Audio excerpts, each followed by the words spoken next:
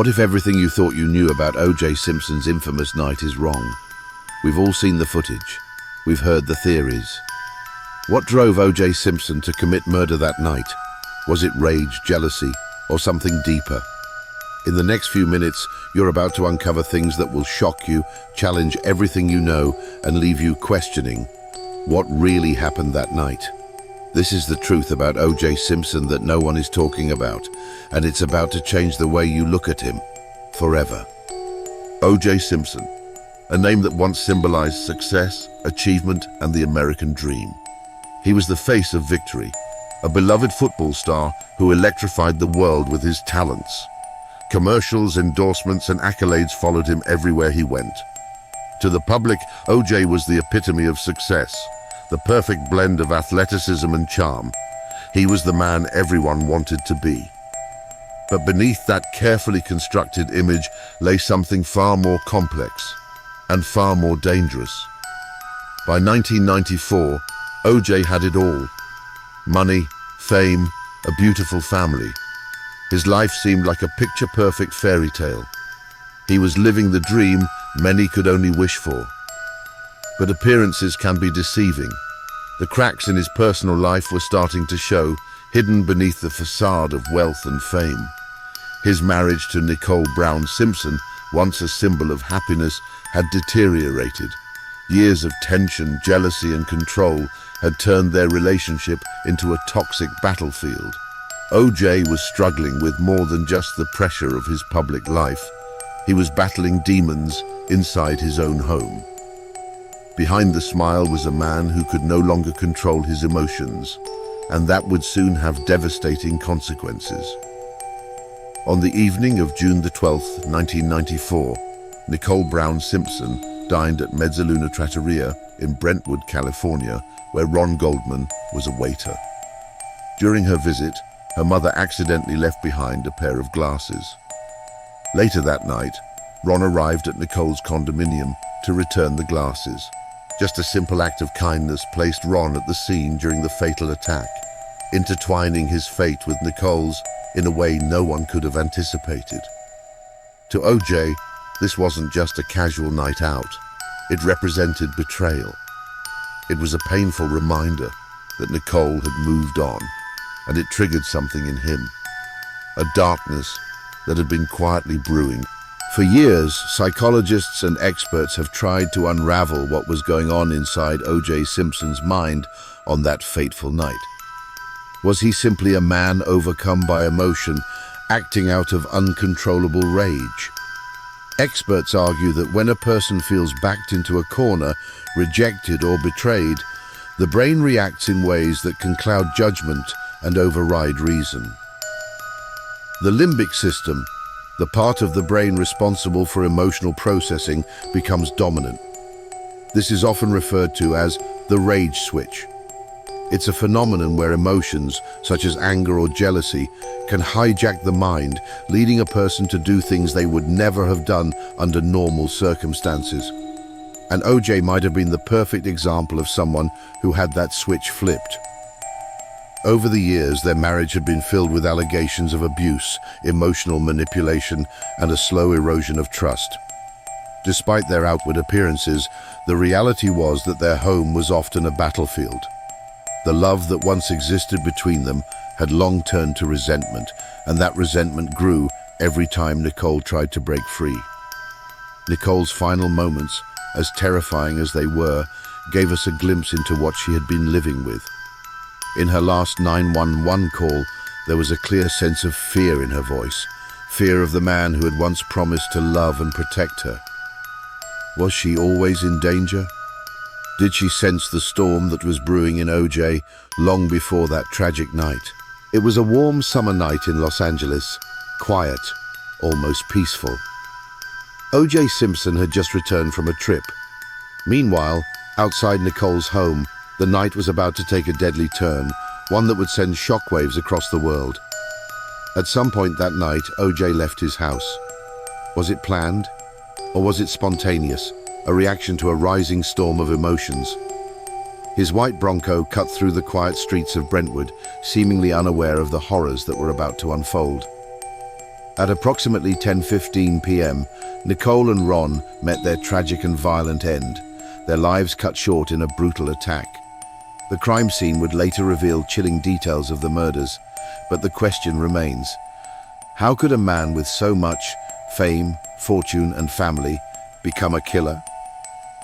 In the aftermath, the world would be left to wonder who truly was responsible for this heinous act. O.J. quickly became the prime suspect, his connection to the victims undeniable. But did he really commit these murders, or was he framed? And why did he make the decision to flee, escaping in the now infamous White Bronco? What was going through his mind as he sped down the highway, evading capture, leaving everyone wondering, was this a man on the run, or a man on the brink of something much darker? The world watched in stunned silence as the trial of the century unfolded before them. O.J. Simpson, once a beloved sports icon, was now the center of a courtroom drama that captivated millions. With his future on the line, the stakes couldn't have been higher. His defense team, led by the charismatic Johnny Cochran, made their famous declaration, "If it doesn't fit, you must acquit." But amid all the legal theatrics, a deeper question loomed. What was truly going through O.J.'s mind during the trial? As the trial progressed, the nation was divided.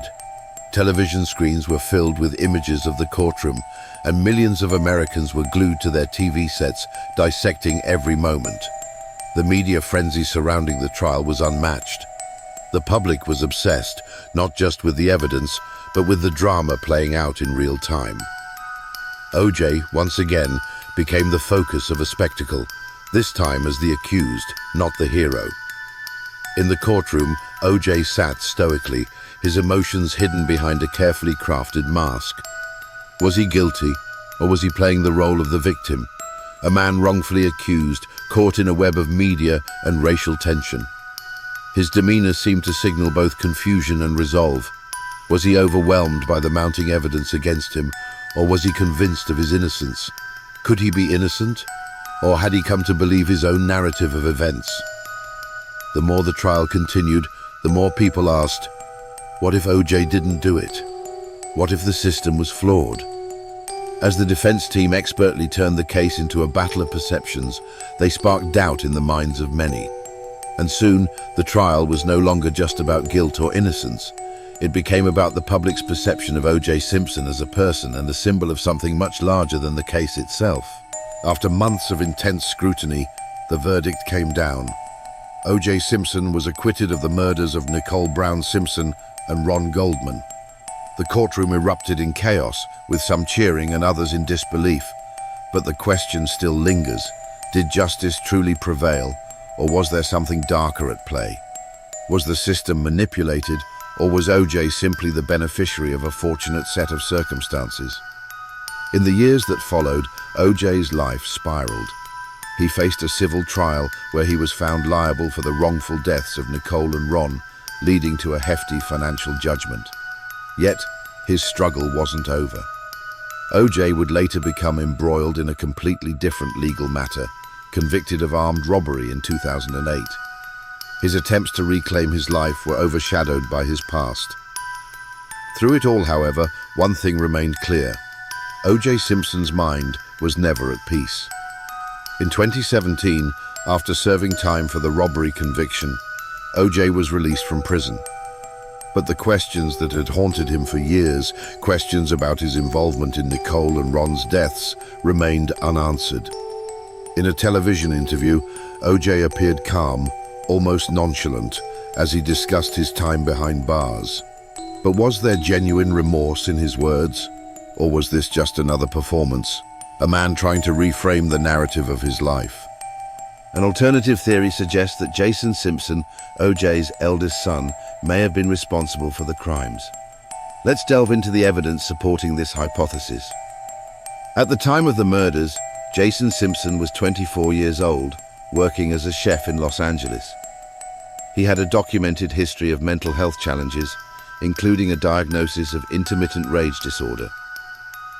Medical records indicate that in January 1994, 6 months before the murders, Jason sought emergency treatment after experiencing auditory hallucinations and feelings of impending rage, reportedly due to discontinuing his prescribed medication, Depakote, 2 months prior. Several pieces of circumstantial evidence have been cited to suggest Jason's potential involvement. Jason's employment as a chef placed him near the crime scene on the night of the murders. His time card for that evening was handwritten, raising questions about its authenticity. Investigators noted that the murder weapon was a chef's knife, a tool Jason would have had access to through his profession. Notably, a set of knives he owned was missing a matching blade. Questions have been raised about Jason's alibi for the night of the murders, with some reports suggesting inconsistencies in his account.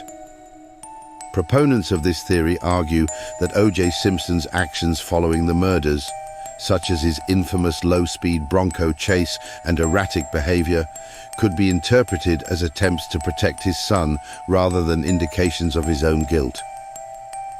This perspective posits that O.J. may have been covering for Jason, fearing the legal and personal repercussions his son could face.